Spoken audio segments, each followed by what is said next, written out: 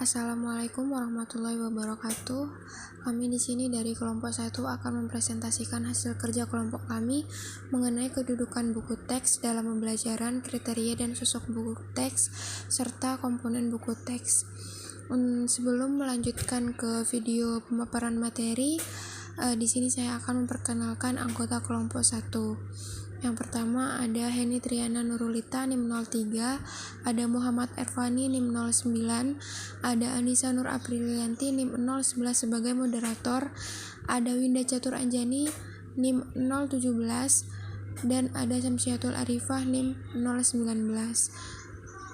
Selanjutnya akan dijelaskan oleh para pemateri. Sumber belajar peserta didik yang dominan adalah buku sekolah. Buku sekolah atau buku teks menjadi salah satu alat yang penting untuk sistem pendidikan. Penelitian tersebut telah dibuktikan oleh Supriyadi terhadap 867 SD atau MI di Indonesia yang mencatat bahwa tingkat kepemilikan buku di SD berkorelasi positif dan signifikan dengan hasil belajarnya. Dapat dilihat dari kepentingan siswa bahwa buku disebut sebagai bahan belajar. Jika dilihat dari kepentingan guru, buku dijadikan salah satu bahan untuk sumber belajar siswa. Dalam lembaga pendidikan nasional, buku teks juga digunakan sebagai sumber belajar yang perlu diatur dengan standar nasional pendidikan pelajaran. Terutama untuk buku teks yang digunakan sekolah harus dievaluasi oleh Badan Standar Nasional Pendidikan atau BSNP yang ditetapkan oleh Menteri Pendidikan. Kelayakan dinilai dari segi isi, bahasa, presentasi, dan grafikan. Menurut Peraturan Menteri Pendidikan Nasional, kedudukan buku teks pelajaran merupakan instrumen penting untuk model pembelajaran dan perlu diketahui lebih dalam mengenai fungsi buku teks.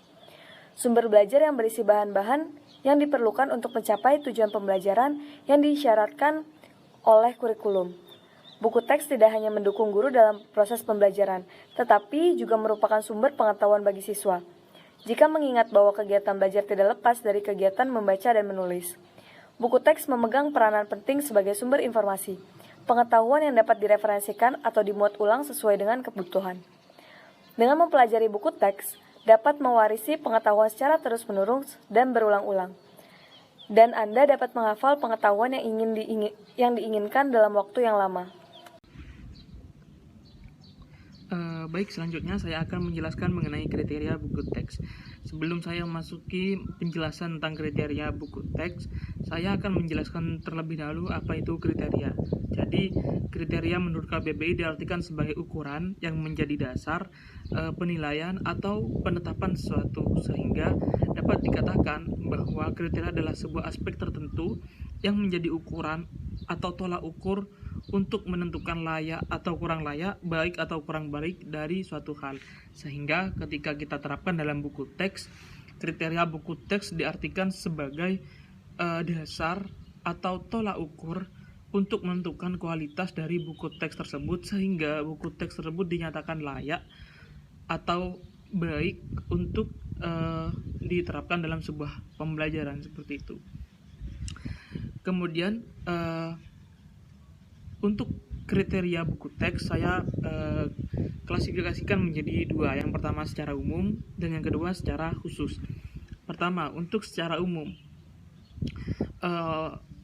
kriteria buku teks secara umum yang pertama adalah memperluas wawasan. Artinya buku teks atau isi dari buku teks haruslah menyajikan hal-hal yang deskriptif atau naratif yang bersifat faktual, sehingga dengan sifat buku teks yang deskriptif dan naratif tersebut bisa dapat dipahami dengan mudah dan dengan sejelas-jelasnya, seperti itu. Kemudian yang kedua, kriteria buku teks menambah pengetahuan baru. Artinya buku teks haruslah menyajikan penjelasan atau hal-hal yang sederhana mengenai sesuatu yang belum diketahui. Artinya, sifat dari buku teks haruslah menyajikan hal-hal pengetahuan sehingga setelah membaca buku teks tersebut, seseorang yang telah membaca buku teks tersebut dapat memperoleh pengetahuan baru atau tercerahkan dengan adanya buku teks tersebut. Kemudian yang ketiga, kriteria buku teks yang ketiga adalah perangsang untuk pola pikir konstruktif. Artinya, buku teks harus menyajikan hal-hal yang dapat membangkitkan pola pikir rasional. Jadi isi dari buku teks haruslah dapat bisa mengembangkan nalar pikiran untuk berpikir secara luas, untuk berpikir secara rasional, sehingga kita dapat merasakan atau bisa menerapkannya dalam bentuk pemikiran yang kritis seperti itu. Kemudian kriteria buku teks yang keempat adalah mengarahkan pada kreativitas. Artinya adalah isi dari buku teks haruslah kontekstual atau berkaitan dengan kehidupan sehari-hari, sehingga isi dari buku teks tersebut berisi petunjuk yang berkaitan dengan kehidupan dan bisa diterapkan dalam kehidupan sehari-hari, sehingga esensi dari buku teks isinya dapat kita terapkan dan kita amalkan dalam kehidupan sehari-hari seperti itu. Kemudian kriteria buku teks yang kelima adalah menumbuhkan sikap moral, sosial, dan agama, yang artinya adalah buku teks haruslah berisi hal-hal yang dapat menjadi contoh atau tauladan atau hal-hal yang baik dan tidak mengandung hal-hal yang sara atau pornografi, sehingga dampak positifnya bisa kita rasakan dan bisa kita ambil dan terapkan dalam kehidupan. Kemudian yang keenam, mengarahkan pada kehidupan yang mandiri. Artinya buku teks harusnya berisi uraian mengenai solusi dari permasalahan, sehingga buku teks dapat menyajikan solusi dan kita dapat mengambil solusi tersebut untuk permasalahan-permasalahan yang kita hadapi dalam pembelajaran atau dalam kehidupan. Seperti itu. Kemudian untuk secara khusus, kriteria buku teks secara khusus terdapat 3 poin. Yang pertama adalah menerapkan kurikulum pendidikan nasional yang sedang berlaku. Jadi sebuah buku teks harus mengacu dan berpedoman dengan kurikulum yang sedang diterapkan pada saat itu. Hal tersebut berkaitan dengan korelasi antara materi ajar dengan penerapannya dalam proses pembelajaran, sehingga tujuan pembelajaran yang diterapkan dalam kurikulum dapat konkret atau dapat sesuai dan terimplementasikan dengan baik dalam proses pembelajaran melalui buku teks tersebut. Kemudian yang kedua adalah bertumpu pada keterampilan proses dengan berdasar pada pendekatan kontekstual, teknologi, dan masyarakat, serta demonstrasi dan eksperimen. Jadi buku teks yang baik bukan hanya bertumpu pada tekstual saja atau hanya berisi serangkaian atau sekumpulan teks saja atau serangkaian penjelasan saja, namun juga yang bisa mengaitkan secara langsung pada kehidupan sekitar, sehingga nantinya buku teks dapat mengarahkan secara langsung bagaimana caranya menerapkan dan melakukan eksperimen dan bisa dipraktikkan dalam kehidupan sehari-hari. Kemudian yang terakhir adalah menggambarkan secara jelas tentang kepaduan dan keterkaitannya dengan disiplin ilmu yang lain. Jadi aspek yang terakhir ini menjelaskan bahwa buku teks harus mengkorelasikan atau bisa menghubungkan dengan disiplin ilmu yang lain. Hal ini bermanfaat pada kemampuan nalar siswa sehingga dapat merangsang kemampuan berpikirnya dan dapat mengaitkannya dengan hal lain. Jadi isi dari buku teks tidak hanya berisi mengenai satu hal saja, tapi harus bisa merangsang pikiran siswa untuk mengaitkannya dengan disiplin ilmu yang lain seperti itu, sehingga siswa dapat menghubungkannya satu disiplin ilmu dengan disiplin ilmu yang lain seperti itu. Baik, yang selanjutnya sosok buku teks. Terdapat beberapa komponen yang tercantum dalam sosok buku teks, yakni yang pertama ada bahan sajian. Terdapat beberapa jenis bahan sajian, diantaranya bahan sajian berjenis teori. Pada bahan sajian ini didominasi oleh serangkaian definisi suatu konsep dan penjelasan, pernyataan dalil, contoh, penampilan rumus, serta bukti. Yang kedua ada bahan sajian berjenis gagasan. Pada bahan sajian jenis ini didominasi oleh pendapat, argumen, keyakinan, doktrin, petunjuk, dan saran.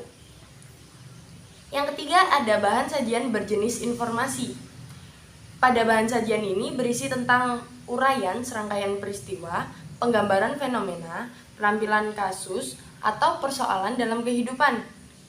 Untuk komponen dalam sosok buku teks yang kedua ada pengorganisasian bahan. Dalam pengorganisasian bahan terdapat beberapa hal yang patut diperhatikan. Di antaranya, 1. Pola urutan waktu.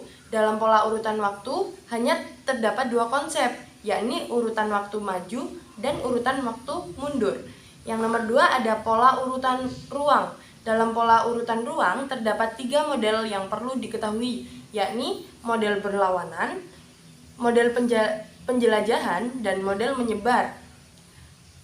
Yang ketiga ada pola penalaran logis.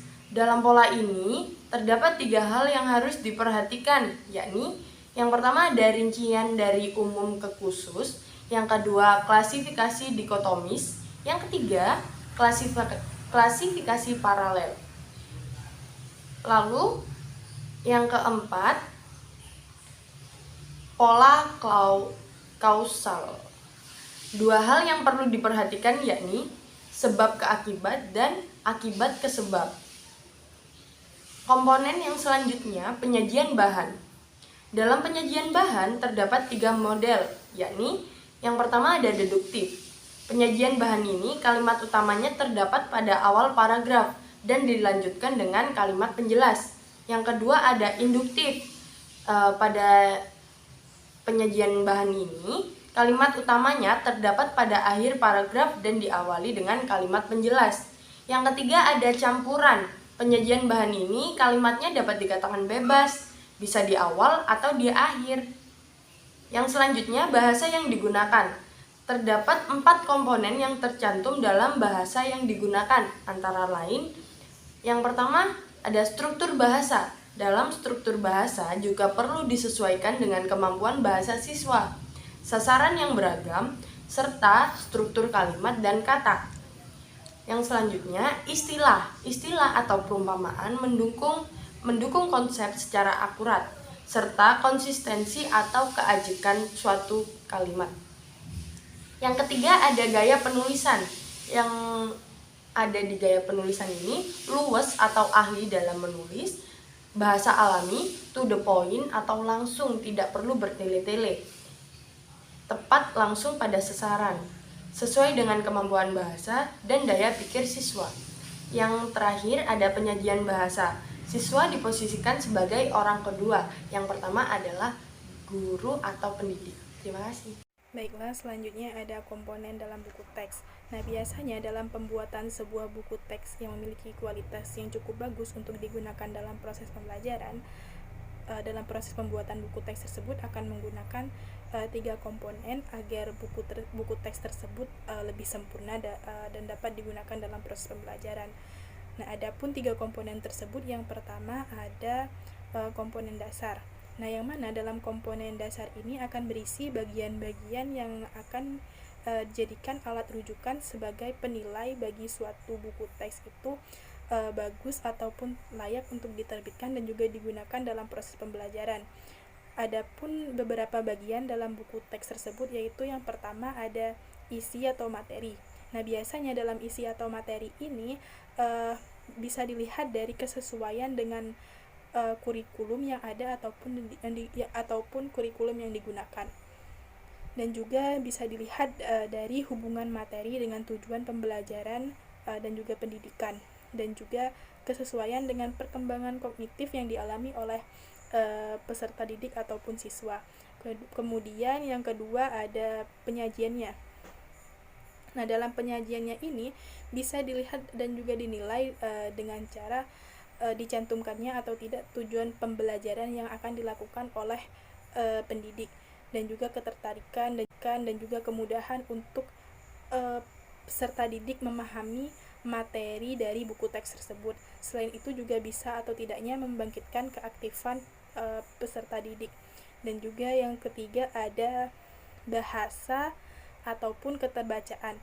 Nah, dalam bahasa atau keterbacaan ini bisa dilihat dan juga dinilai dari penggunaan bahasa yang baik dan benar, dan juga penggunaan struktur kalimat yang sudah dipahami dan dipelajari oleh peserta didik. Dan selain itu juga penggunaan paragraf yang padu dan juga sesuai dan juga serasi dengan yang telah dipelajari dan dipahami oleh peserta didik. Kemudian yang keempat ada grafika. Nah, yang mana dalam grafika ini biasanya bisa dilihat dari penggunaan bahan yang kuat dan juga berkualitas. Contohnya penggunaan format yang terstandar dan juga desain yang menarik seperti desain cover, dan juga tentunya desain selain menarik juga harus sederhana dan juga ilustratif. Biasanya desain isi juga harus mudah dibaca dan juga mendukung materi buku teks yang ada. Dan juga cetakan juga harus bersih dan juga jelas. Selain itu juga kontras dan juga penjilitan yang baik dan kuat agar buku teks tersebut tahan. Dan yang terakhir, yaitu yang kelima, ada keamanan. Yang mana keamanan ini bisa dilihat dari nilai budaya yang sadar akan keanekaragaman dan keaktualannya, dan juga norma yang tidak akan bertentangan dengan peraturan yang sudah ada dan juga diterapkan. Selain itu juga toleransi antar umat beragama dan juga toleransi sama manusia.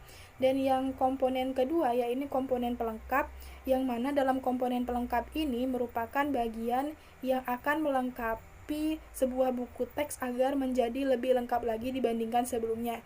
Nah, dalam komponen pelengkap ini juga terdapat beberapa bagian di dalamnya. Yang pertama ada buku petunjuk bagi guru yang akan berisi acuan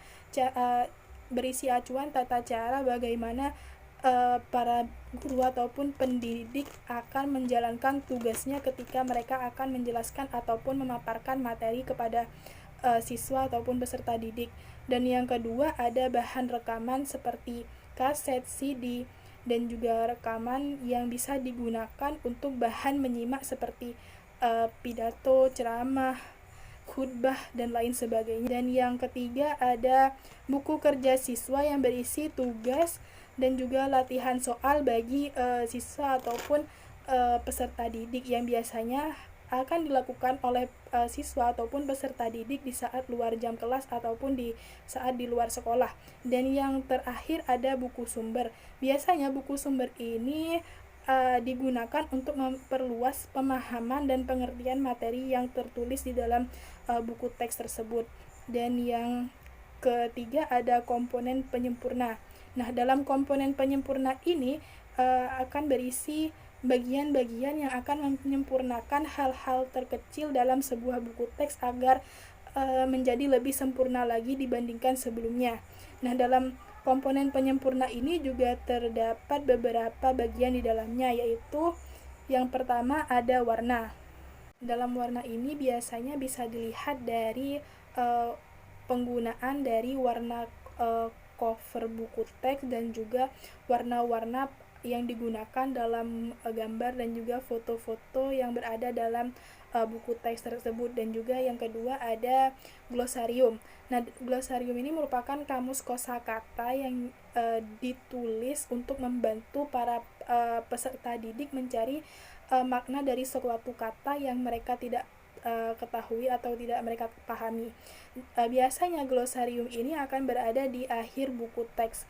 Nah, kemudian yang ketiga ada indeks. Indeks sendiri akan berisi daftar kata atau indeks dari kata-kata yang dimuat dan digunakan dalam buku teks yang dibuat untuk diletakkan di bagian akhir buku sesudah glosarium.